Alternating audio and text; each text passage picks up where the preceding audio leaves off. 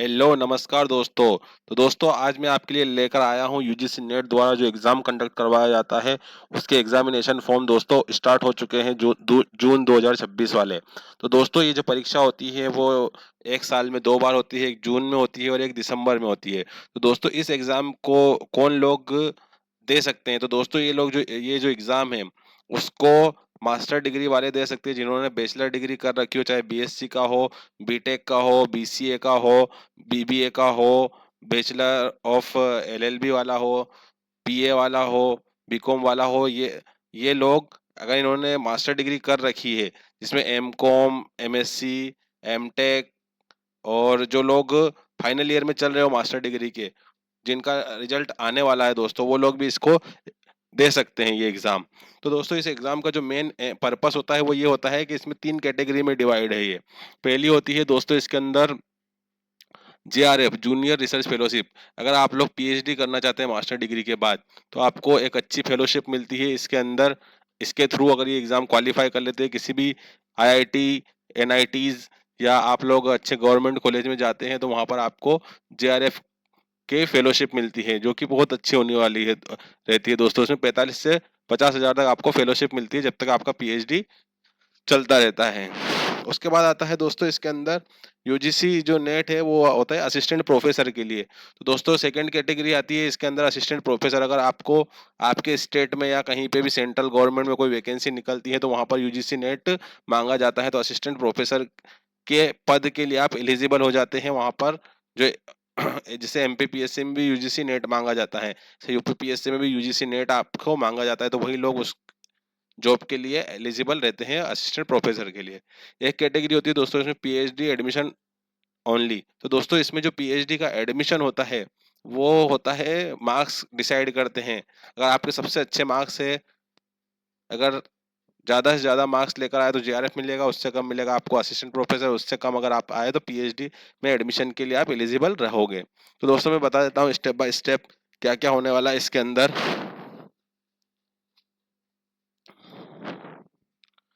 ये सारी चीजें टेबल ऑफ कंटेंट्स दे रखा है दोस्तों। इसमें कौन क्या क्या चीजें होने वाली है मैं आपको दिखा देता हूँ। तो दोस्तों इसके जो एग्जामिनेशन फॉर्म है वो 29 अप्रैल 2026 से स्टार्ट हो चुके हैं और जो 20 मई 2026 तक चलने वाले हैं। तो दोस्तों आज से इसके फॉर्म स्टार्ट हो चुके हैं और इसकी जो लास्ट डेट है वो 20 मई 2026 है। दोस्तों अगर हम इसकी एग्जामिनेशन फीस की बात करते हैं तो जनरल के लिए 1150 रुपये है विद जीएसटी। जनरल ईडब्ल्यूएस के लिए, ओबीसी नॉन क्रिमिनल के लिए 600 है दोस्तों। और SC ST, person with disability, person with benchmark के लिए इसमें है 325। और थर्ड जेंडर, ट्रांसजेंडर के लिए भी इसमें 325 रुपये दे रखे हैं दोस्तों।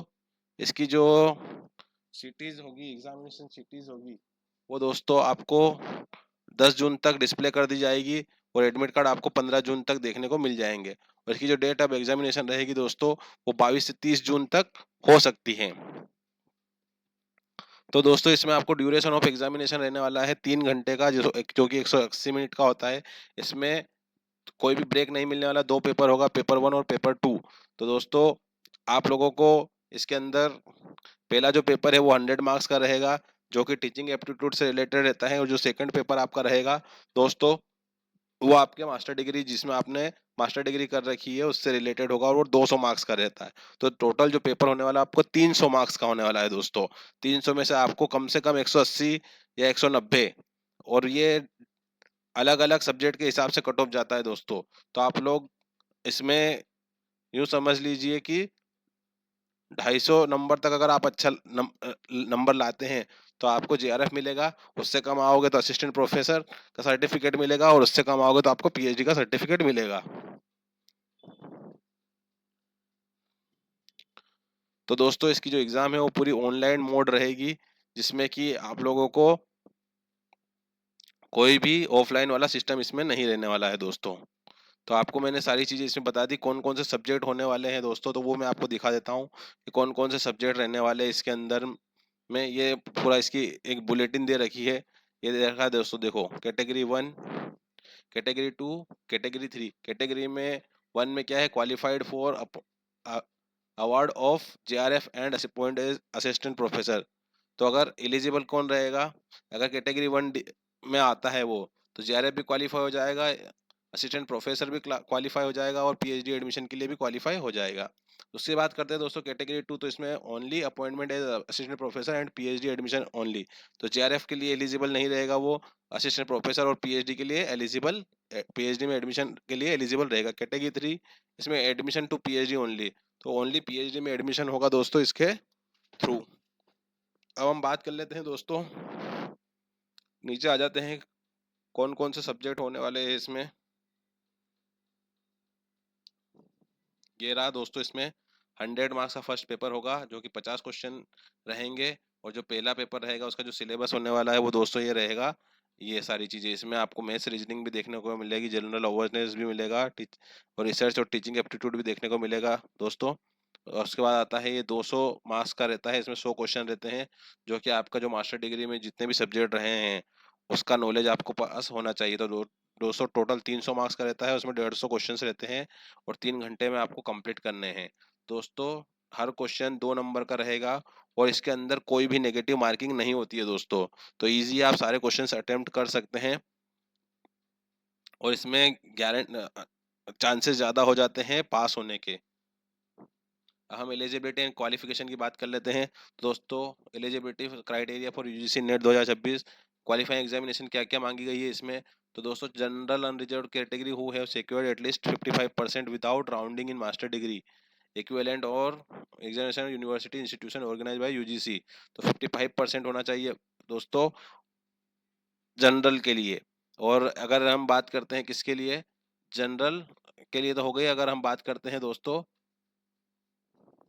यहाँ पर ओबीसी एससी एसटी, तो उसके लिए 50% मार्क्स आपके मास्टर डिग्री में होने चाहिए दोस्तों। यहाँ लिखा हुआ है मास्टर डिग्री और इक्विवेलेंट एग्जामिनेशन। तो मास्टर डिग्री में अगर एससी एसटी वाला ओबीसी वाला है तो उसको 50%, जनरल वाला है तो उसको 55% होना चाहिए। और दोस्तों जो कैंडिडेट परस्यूइंग है मतलब कि अभी वो उसका फाइनल ईयर चल रहा है मास्टर डिग्री का, तो वो भी इसके लिए अप्लाई कर सकता है, लेकिन उसका रिजल्ट दोस्तों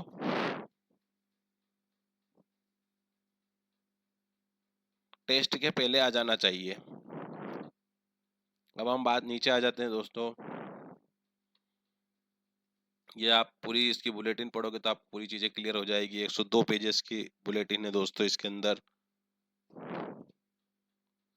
जैसा आपने नेट सेट यहाँ लिखा होगा, NET SET govern by UGC regulation and amendment notified the gazetted of India from the time to time. जैसा आपका सेट होता है दोस्तों, ये नेशनल लेवल पर होता है, नेशनल एलिजिबिलिटी टेस्ट। अब एज लिमिट की बात कर लेते हैं दोस्तों, तो जेआरएफ होगा not more than 30 years age on first of the month in which examination is conducted.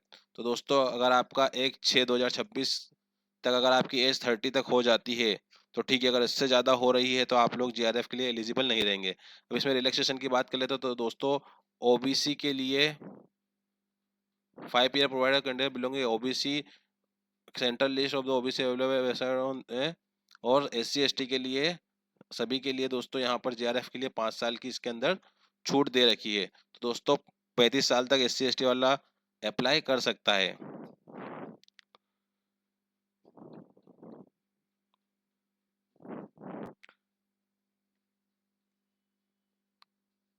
Assistant professor के लिए दोस्तों यहाँ पर there is no upper age limit in applying for UGC NET for assistant professor, और admission to PhD there is no upper age limit applying for UGC NET for admission to PhD. दोस्तों JRF के लिए इन्होंने age limit का criteria set कर रखा है, but assistant professor PhD के लिए इन्होंने एज का क्राइटेरिया डिसाइड नहीं कर रखा है। मतलब कि इसमें आप कोई सी भी एज में इसको अगर क्वालिफाई कर लेते हैं तो आप लोग इसके लिए एलिजिबल हो जाते हैं। लेकिन अगर आप 30 या 35 साल से ऊपर है, अगर जनरल में 30 से, अगर एससी एसटी में 35 से ऊपर हो गए तो आप लोग इसके लिए एलिजिबल नहीं रहोगे। अब बात कर लेते हैं दोस्तों हम रिजर्वेशन की। 15% of the seat schedule caste के लिए, 7.5% एसटी के लिए है, 27% सीट बैकवर्ड क्लासेस के लिए, 10% जनरल के लिए है। इस टाइप से दोस्तों इन्होंने रिजर्वेशन दे रखा है।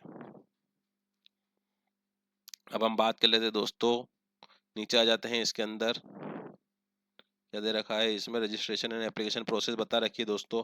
इसके लिए मैं आपको अलग से प्रोसेस बता दूंगा, इसमें रजिस्ट्रेशन कैसे किया जाता है उसके लिए भी मैं आप लोगों को वीडियो बना दूंगा। तो दोस्तों आप मुझे कमेंट बॉक्स में कमेंट कर सकते हैं अगर इसके लिए आपको अगर वीडियो चाहिए कि इसका एप्लीकेशन फॉर्म कैसे आपको फिल करना है, तो वो पूरा मैं आपको वीडियो के माध्यम से दिखा दूंगा। तो दोस्तों आप मेरे चैनल को सब्सक्राइब कर लेना, ताकि आपको समय समय पर पूरी जानकारियाँ मिलता रहे, कब इसकी एग्जामिनेशन की लास्ट डेट रहेगी, कब इसका एग्जामिनेशन फॉर्म फिल होंगे, कब इसकी एग्जाम होने कंडक्ट होगी, क्या कट ऑफ रहेगा दोस्तों, रिजल्ट कब आएगा, ये सारी चीजें की जानकारी आपको मेरी वीडियो के माध्यम से मिलती रहेगी। तो दोस्तों इस टाइप से ये पूरा ऑनलाइन फॉर्म का दे रखा है। और बता देता हूँ दोस्तों इसमें कौन कौन से लोग अप्लाई कर सकते हैं, कौन कौन किसके किसके पास में कौन सी मास्टर डिग्री होनी चाहिए, वो लोग इसके लिए एलिजिबल रहेंगे। दोस्तों फीस के बारे में मैं ऑलरेडी आपको बता चुका हूँ, तो आप लोग इसको, ये दोस्तों यहाँ पर दे रखा है list of UGC NET subject and their codes. तो कौन कौन से ऐसे सब्जेक्ट्स में हैं जहाँ जिसमें आप यूजीसी नेट दे सकते हो। तो दोस्तों ये है एडल्ट एजुकेशन में दे सकते हो जिसमें आपने मास्टर डिग्री कर रखी हो, एंथ्रोपोलॉजी में है, अरब कल्चर एंड इस्लामिक स्टडीज़ में है। इस टाइप से दोस्तों कॉमर्स में अगर आपने बीकॉम कर रखा है तो वो उसके लिए एलिजिबल हो आप। जैसे आप लोगों ने अगर इलेक्ट्रॉनिक साइंस से अगर एमटेक कर रखा हो या फिजिक्स से कर रखा हो तो आप एलिजिबल हो। इंग्लिश में अगर आपने एमए कर रखा हो तो आप एलिजिबल हो। गुजराती में अगर मास्टर डिग्री कर रखी है, हिंदी में कर रखी है, हिस्ट्री में मास्टर डिग्री कर रखी है, तो ये सब जिन में मास्टर डिग्री आपने कर रखी है उन मास्टर डिग्री का ये दोस्तों सब्जेक्ट्स है और ये सब्जेक्ट कोड है। तो इस टाइप से टोटल आपके पास में 85 यहाँ पर सब्जेक्ट हैं दोस्तों। इसमें आप लोग कोई से भी सब्जेक्ट में जिसमें आपने मास्टर डिग्री कर रखी हो उसके लिए आप अप्लाई कर सकते हो।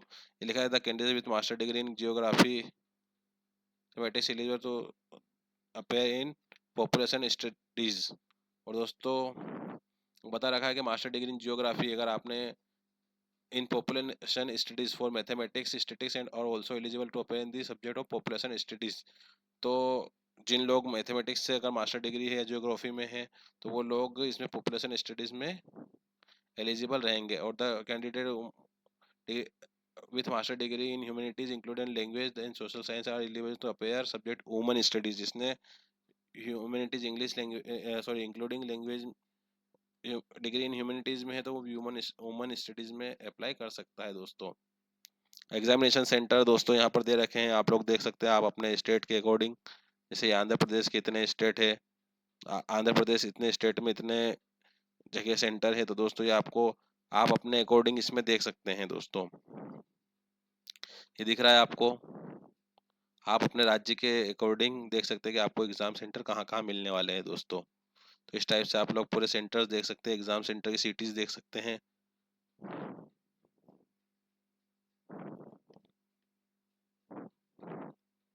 ये पोस्ट ग्रेजुएशन लेवल के सब्जेक्ट्स है दोस्तों। इलेक्ट्रॉनिक साइंस के लिए 891 है, ये दे रखा है दोस्तों। यहाँ पर पोस्ट ग्रेजुएशन कोर्स कौन कौन से है, जैसे आपके पास मास्टर ऑफ बिजनेस एमबी है तो आप अप्लाई कर सकते हैं, एम फार्मा वाले लोग कर सकते हैं, एमएससी वाले कर सकते हैं। ये सारे मास्टर डिग्री कौन कौन सी है दोस्तों, इस इसमें अगर आपके पास सब मास्टर डिग्रीज है तो आप लोग ये अप्लाई कर सकते हैं। यहाँ पर आप अपने मास्टर डिग्रीज देख सकते हैं और आप इसको अप्लाई कर सकते हैं कि कौन से सब्जेक्ट में आपकी मास्टर डिग्री है वो हम एलिजिबल है कि नहीं, तो आप लोग इसको देखकर अप्लाई कर सकते हैं दोस्तों। तो अगर इसको फॉर्म फिल करने में आपको कोई भी प्रॉब्लम होती है दोस्तों तो आप मुझे डायरेक्ट कमेंट बॉक्स में कमेंट कर सकते हैं। मैं इसके लिए भी आपके लिए वीडियो बना दूंगा। अगर आप लोग ज़्यादा से ज़्यादा कमेंट करेंगे या आप लोग मेरे चैनल को सब्सक्राइब करेंगे तो आपको मैं पूरी प्रोसेस बता दूंगा किस टाइप से आपको फॉर्म फिल करना है। और फिर भी आपको अगर दिक्कत आती है तो आप लोग कमेंट बॉक्स में अपना नंबर छोड़ सकते हैं ताकि मैं आपसे कॉन्टैक्ट कर सकूँ और आपको फॉर्म फिल करवाने में हेल्प कर सकूँ। दोस्तों जिन लोगों ने अभी तक चैनल सब्सक्राइब नहीं किया है वो लोग मेरे चैनल को सब्सक्राइब कर दें और बेल आइकन को प्रेस कर दें ताकि आपको सारे नोटिफिकेशन मेरे वीडियो के माध्यम से मिलते रहे दोस्तों। आप आज के लिए इतना ही। आपका दिन शुभ हो। धन्यवाद दोस्तों।